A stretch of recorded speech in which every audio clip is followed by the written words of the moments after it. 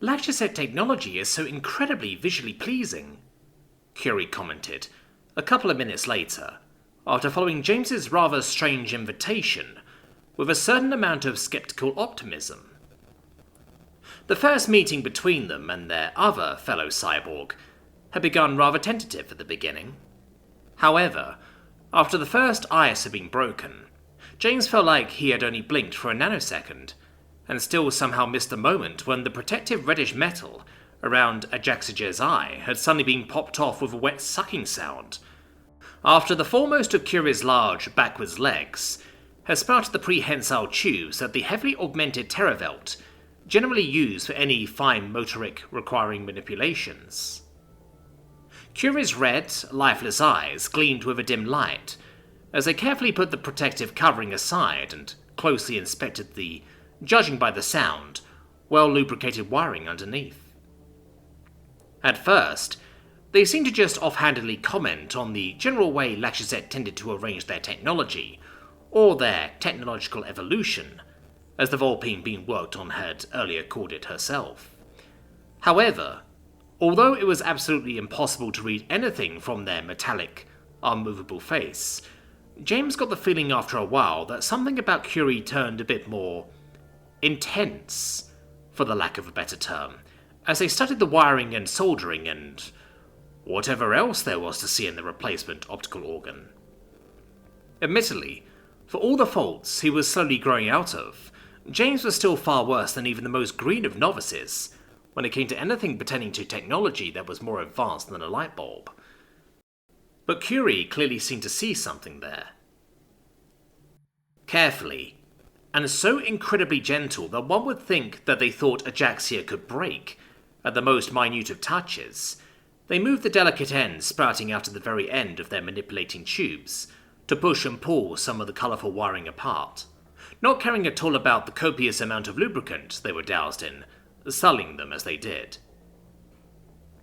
Meanwhile, the air around them grew thicker and thicker as they released the inexplicable yet unmistakably intense aura the whole time.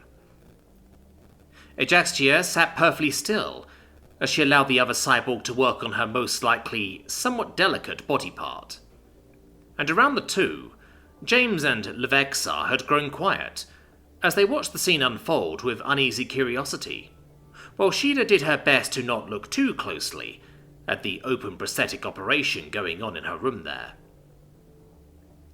She had, of course, grown incredibly tolerant of bodily augmentations of all kinds the more time she had spent around humans, and being in the presence of metal bonded to flesh generally did nothing to freak her out anymore, even if it was behaving in a weird way like James's arm tended to do. However, she still had her limits, and apparently popping an eye open to take a glance at what was going on inside was one of those limits, although a softer one than James would have expected, as she did opt to stick around, even if doing so while facing the wall as if it was the most interesting piece of artwork she had ever seen. This. Curie's synthetic voice finally spoke up, after they had taken multiple minutes to really and truly study the artificial eye put so suddenly in front of them. Although they hesitated for a moment, falling silent for a second, before then continuing their explanation while momentarily pulling their arms away from the woman. This is Optifore's handiwork. I would recognize it anywhere. The ears of all three carnivorous Deathworlders in the room twitched up and curiously turned towards the cyborg at those words, while James's eyebrows raised in mild surprise. However, his was nothing against that of Ajaxia herself, as she whipped her head around so her stiff eyes could look directly at Curie so fast that some of the grease covering the exposed machinery of her uncovered eye flew out, and gave the ground a deep blue stain. "You know of him?" she asked, in a tone that sounded both hasty and excited, as well as still somehow rather dismal about that information. Her lips twitched upwards as she spoke, flashing her fangs, but her tone didn't match that expression at all. It was as if her body tried to vainly intimidate the cyborg all on its own, without her feelings on the matter being part of the equation. Still, Even if it had been an honest attempt at looking imposing, Curie quite obviously would not have cared.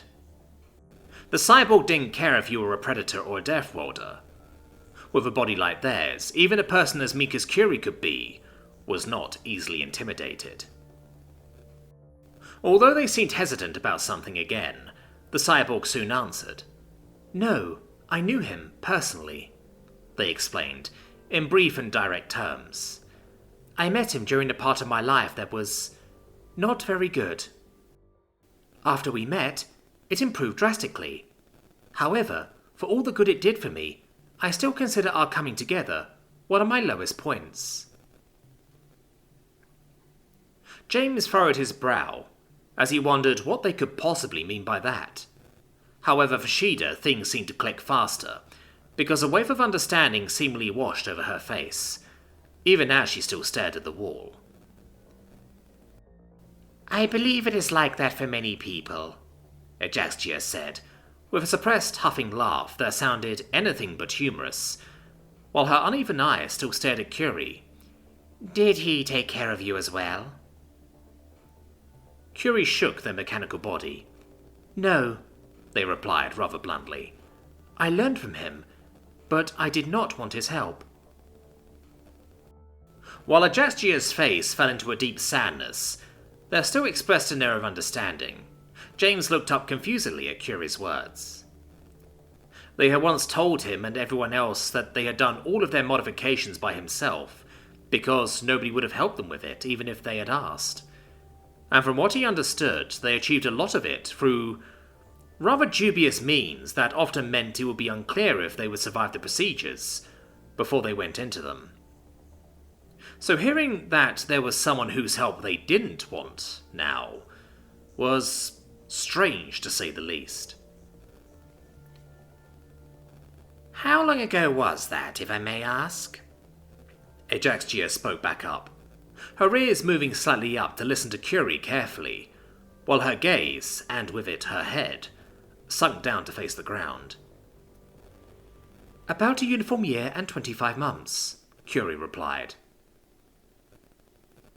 Ajaxia released another one of those humorless huffing laughs through her teeth. "That's understandable, then," she said. "I don't think he would have wanted his help back then either.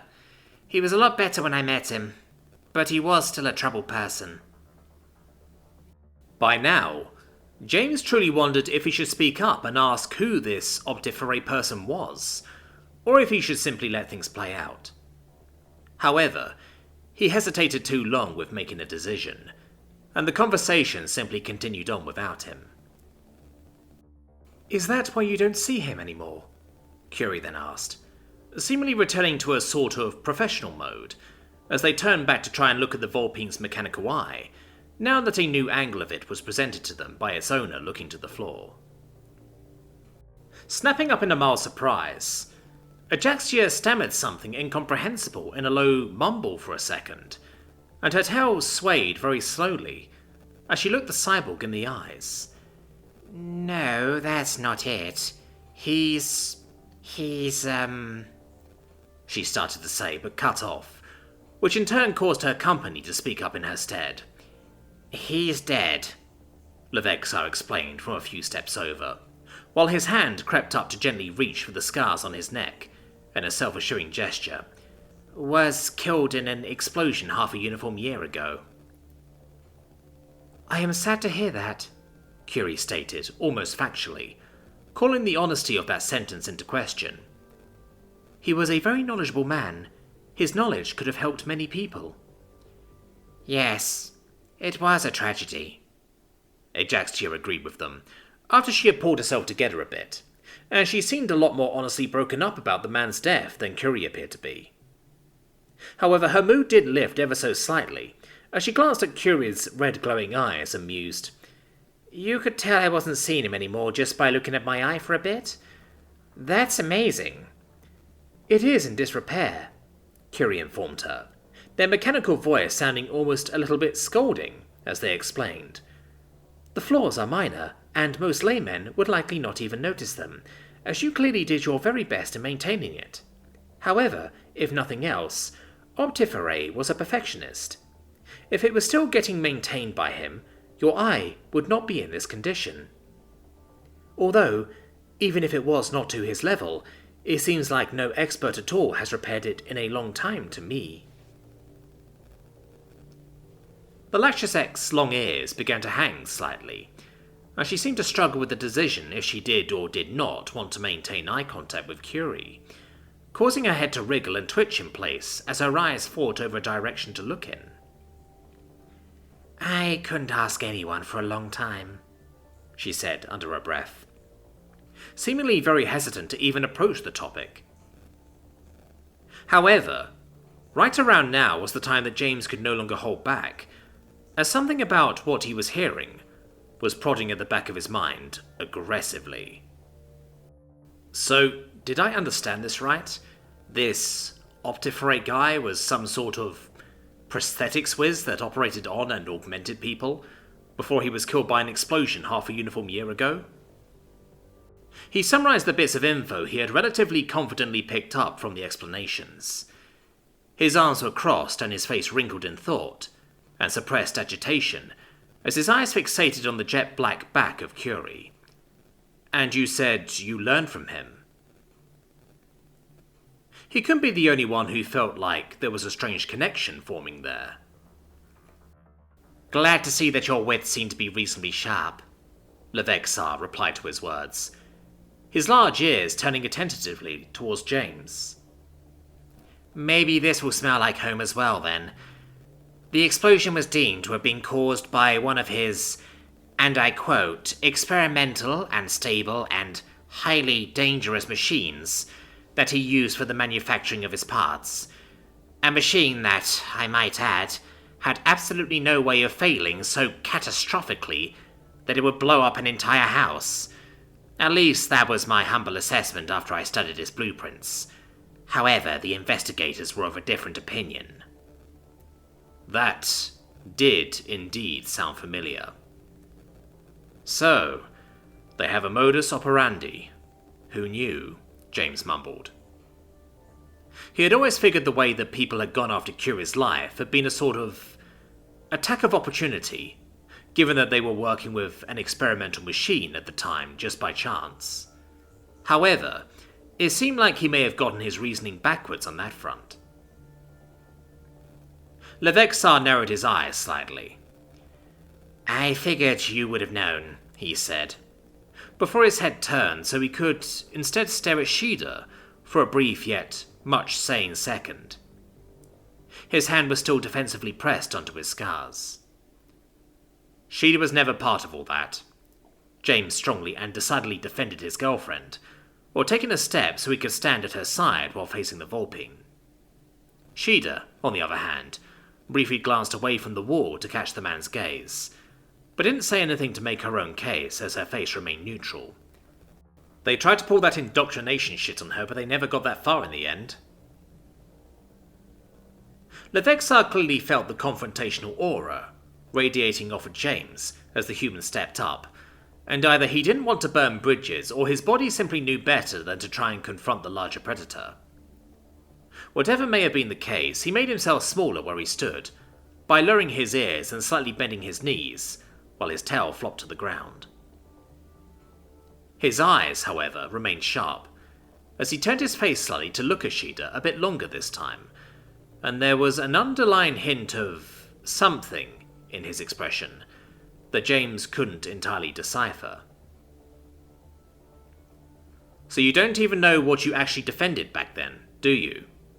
he asked her directly, to which Shida finally turned entirely towards him. Her tail drew anxious S-forms into the air as her yellow eyes fixed onto the man. However, that was the only hint that she was anything but absolutely confident, as the two stared each other down. Her posture was tall and, for a lack of a better term, ready, as her muscles were clearly shaping up to react at a moment's notice to a physical challenge that simply wasn't there. "I have some ideas by now," Shida replied, after having likely thought a lot about that day, ever since she had started to put two and two together, about the warrant officer she had accompanied back then. "But I don't know anything concrete, If you wish to enlighten me, go right ahead. As the man seemingly contemplated that, something started to sink in for James here. That guy in front of him there may not have looked like much to him, with his big eyes, button nose, and relatively meagre stature, but Levexa had been in this game far longer than anyone he knew. Well, on the right side at least.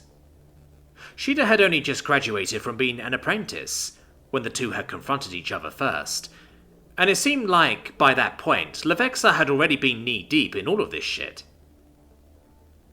And now he stood here, in the honey-yellow room of a hotel, faced with two youngsters who had shown up late to the party, and still shook everything up as they hit the ground running. Not to mention that he first knew one of them from almost killing him. "Nothing I could tell you about it that would change anything now," Levexa finally said with a sigh, although he then snapped out of his earlier submissive posture and stood up straight again. "They were important documents full of information back then, but they have all definitely been destroyed right after the incident. Then, not much longer after that, they changed the way they operate. They got more careful. Either something about that event specifically, or something else happening around that same time, really seemed to shake something up, which was rather unfortunate for me, especially since it now turns out that my one best shot at easily gaining something truly substantial against them was seemingly foiled by pure dumb chance." He scoffed scornfully, before taking another look at Sheeta. "The universe has a weird sense of humor sometimes." "Your one good shot," Sheeta replied after him in a mumble, before quickly shaking her head and apparently deciding that it would be better for her not to think too much about that right now. "Well, I would say I am sorry and all, but you had a gun pointed at me and I had no idea what's going on." "And it was far from the only shot," James agreed with her, while still doing his best to remain right next to her. "It may all be stuck in bureaucratic limbo right now, but we do have some serious stuff on them." "And you paid the price for it," said the Lacheset, as he turned to look at James, paying special attention to his mechanical arm. "I hope it is going to be worth it in the end." Well, who didn't, really? If it truly meant that no more people would die in random explosions, or be raised to possibly kill people with random explosions, an arm was probably a fair price to pay. There were some worse things he had taken away from that time. "Making it worth it is what we're here for," James replied, still refusing to budge on his stance. He didn't even know why he behaved like that. Apart from slightly hinting at still being slightly resentful towards Sheeta for past events, the man really hadn't done anything warranting this sort of behaviour. However, something about the Lacheset challenged James, and made him feel like he needed to prove himself. He hadn't felt this way since the day it had been announced that he would move on to the Special Forces after his basic training, causing a burst of white jealousy in half of his fellow boots. But that wasn't necessarily bad. Sheeta needed to feel his support right now anyway. As that pseudo face-off was going on, and the Deathworlders were slowly trying to decide if they wanted to be allies in this, or strike out on their own, the examination on the other side of the room continued as well. "There has to have been someone who could have taken care of your eye in the last half-year," Curie voiced their concerns, as they started to take full stock of the minor damages they had noticed. By themselves, they were barely noticeable, but flaws like that stacked up over time, and eyes were delicate things. Ajaxia had clearly done her best to take care of the prosthetic. However, wear on parts was a real thing, and without proper repairing, there was only so much maintenance could do to keep things from breaking down. "Experts are rare, but not impossible to find." Ajaxia was slowly coming back from the emotional hole she seemed to have dug herself into earlier, and her face mellowed out as she remained perfectly still, so she wouldn't endanger herself by moving around, while the more complete cyborg worked on her eye. "The reason I couldn't ask anyone for repairs wasn't because I couldn't find anyone to do it," she said, and it sounded almost a bit like a confession, although it was unclear what exactly about it was supposed to need confessing. It was because I am a target. I visited Optif very shortly before he... Well, anyway, the people who came after him must have watched him for a long time, and they know that I was one of his customers. And afterwards, I made myself even more of a target by starting to get interested in politics. With their eyes on me, and after what happened to him, I was afraid for anyone I would visit for my eye. If I sought out experts, and those people are still watching me. Curie had listened attentively, and didn't hesitate as they replied. I see. That is very kind of you. Living with your eye like this must have been some trouble for you. I can see fine with one eye. Ajaxia quickly reassured Curie, before falling quiet for a moment. She seemed to gather herself while Curie either obviously or indifferently continued their work on the complicated mechanical parts. Finally, it basically snapped out of the Vulpine as she said, Please don't think that your safety is of any less of a concern to me. I mean, I am less concerned about it, that is why I asked you to come, but that is not because I value your life and safety any less, I swear to you. Curie didn't even slightly slow down the movement of their arms, just trucking along with their work. I wasn't thinking that, they stated matter-of-factly. Clearly, I already am a target. I am also much better protected and much more durable than most any other expert you could find. Coming to me is an absolutely reasonable thing to do in your position. That is... Ajaxia began to say in what seemed to be an impulse to protest for no really good reason, before she apparently caught herself, and briefly fluttered her long ears to wave it off. Thank you very much for taking the time to help me. That time, Curie briefly paused, their arms and tubes simply freezing in place, completely stock-stiff. You are very welcome, they then finally said as they moved again. I am glad I can help. Some awkward silence fell over the two for a bit, as it seemed like neither knew what to say. However, eventually Curie's namesake seemed to gradually take them over. How is it to live amongst the Lacheset with cybernetic alterations? They asked, clearly interested in the experiences another cyborg leading a vastly different life to theirs would have had. Ajaxia released a short-lived chirp that caused the fur on her chest to puff up slightly under her apron. People stare a lot, and I get some rude questions or remarks every now and then, but it was nothing like what you must have been through, I imagine, she answered genuinely, in a mixture of appreciation and sympathy. We have a pretty close relationship with our technology, so most people care far less than most in the community would. On the other hand, I have heard whispers that the Terravelt on the other side of the coin are old-fashioned even by community standards. I don't know what you've been through, of course, but the fact that someone tried to kill you is hopefully sufficient for me to say I'm sorry for what you've had to endure, without it sounding pretentious. My life was difficult for a long time, Curie confirmed, and it sounded a bit like they didn't quite know what to do with this stranger's empathy. But the attempt at my life has, in its aftermath, turned out to be a blessing in disguise. I survived it without major injuries, so the only thing it did to me was confirm that the people I knew hated me did, indeed, hate me. However, it inadvertently introduced me to many people who did not. One of the Lacheset's ears turned in the direction of James, in a gesture that was similar to her looking over at him, which she couldn't do, since then she would rip her eye away from the cyborg's careful touch. Living amongst humans must be exciting, she said, with a certain giddiness in her voice. Our relationship with our technology may be close, but from what I've read on the net, it seems that for humans, their technology is basically a part of themselves. Quite literally so in many cases. I wonder if all of that is true. In most cases, it is, Curie confirmed for her, and the unmoving eyes of the two cyborgs locked as their faces hovered close to each other. Although their own bodies are, for the most part, Just as holy to the humans, as is the case for most other species, they have a vastly different interpretation of what that means.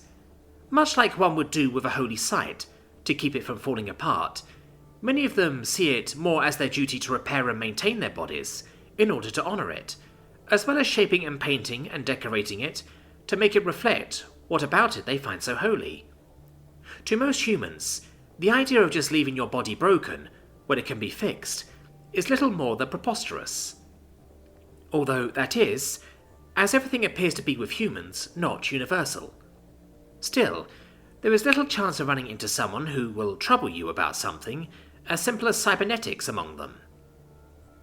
Those who have a strife with the unnatural usually focus their efforts on more complex and abstract targets than simple machinery. Ajaxia took a deep breath. Like realized, for example. She supposed aloud with a blank expression. Like realized, for example, Curie confirmed. But also other things that are less tangible than even a program that has become aware.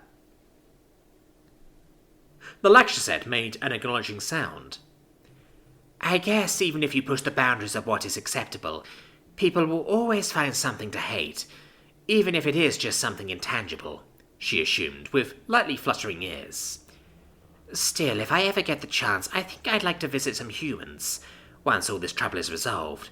Although, sadly, going to Earth is not really an option for the likes of me. Mars is a very nice place as well. Visiting it when you have the chance is something I can only recommend. You might be able to visit me there as well, Curie replied, with a slightly humorous spin, before one of their massive legs moved slightly to the side, and picked the rust-red cover of Ajaxia's eye up, before gently holding it up to the woman. I'm afraid that is the best I can do without access to proper tools, materials and machinery. Many parts are too worn for simple reorganization and reattachment to suffice for repairs. Come to me again when you have time to visit me somewhere where I have access to those things, and I will probably repair it for you. With a mild smile, Ajaxia put the cover flatly into her hand, and then lifting that hand up and pressing it to her face, while simultaneously tilting her head back. With a shoving motion and a wet popping sound, the cover was back in its proper place around the stiff, yellow eye replacement. Thank you very much. That is very kind of you, the Vulpine then said earnestly, with an appreciative nod of her head, and a single wag of her fluffy tail. If we do not help each other, then no one will, Curie replied to that, while pushing themselves up to more of their full height, as they retracted the prehensile tubes back into their legs. I don't want to allow those who hate us to dictate that we have to be cruel to each other as well. Ajaxia nodded. Thank you, she repeated more quietly, before turning her gaze to the other Deathworlders in the room, now that she could do so again without the risk of accidentally ripping the wires out of her own eye. James, Shida and Levexa had continued carefully prodding at each other with words, trying their best to figure the other side out. Seemingly they had the same goals and were playing for the same side, yet all of them remained unsure if they should start doing so in the same team as well. I'm not going to lie to you, Levexa finally stated, after they all danced around the topic for a bit. Coming here to talk to you was a risky decision. Not just because it might be poking a hornet's nest for the people working against all of us, but also for my position as someone who, like you, is trying to bring us Deathworlders more closely together. You aren't exactly endlessly popular, even among our people, and today hasn't really helped your reputation out all that much. James released an accepting sigh, and ran his mechanical hand through his hair. I'm not even endlessly popular among humans, he gave back with a scoffing chuckle. And I'm sure that hasn't been helped by today at all either. The patron saint of AI has given his first sermon after all. But I'm trying my best to change that. Even among the likes of us, not everyone was ready for such a drastic reveal yet, Levexa agreed with him. But if you ask me, it was important. Still, it's going to take some work to make the others see that this is a boon and not a crisis to be dealt with. And I am not sure if I can ensure of that while working too closely together with you. Many might think I could advocate for you simply out of my own interest. James stretched his shoulders slightly, before lifting his hand to scratch at the side of his neck, with his eyes closed. As long as we keep advocating for the same things, I don't need you to stick closely to my side. It's fine if you keep your distance, he then said, before opening his eyes to candidly look at the Vulpine. However, what is important is for you to share whatever you know about the people we are dealing with here, with us. You have been at this far longer than we have. I am sure during that time you came across something we can use, but aren't aware of yet. I would offer the same, but it seems like most of our compiled information might be made public soon anyway. Of course, Levexa agreed with a nod. I will compile what I know for your people to analyze. You clearly have resources and capacities I don't have access to. He then looked over towards Curie and Ajaxia, seemingly checking how far they were with the repairs, and noticing that they had already finished. Thank you. But do be very careful, please. Saying you will give us information and then allowing yourself to be assassinated right after would be rather impolite of you. And after today, we all may need to watch our backs a bit more closely, James informed the man, as Levexa moved over to Ajaxia, likely to gauge whether they would be going now that they both seemingly had what they came for. You said it yourself, Levexa replied, with a hint of a confident smirk. We have been at this longer than you. With that, the two Vulpines took up position next to each other, standing tall and rotating their ears towards their hosts. Thank you very much once again, Levexa said, as they both then took a brief bow, and I hope we remain in contact. You know how to reach me, James replied, briefly mirroring their bowing gesture. Everyone does. Ajaxia giggled at his resigned tone, as the two turned towards the door to leave.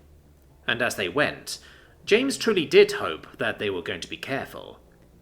It was hard to predict what would happen from now on. I will return to my room as well, Curie then informed, as they smoothly moved along with the lecture set. Already? James asked, tilting his head in surprise. He had not expected the cyborg to be quite so eager to leave. It has been a long day, Curie simply stated matter-of-factly, and at least to James that sounded genuine. I hope you sleep well.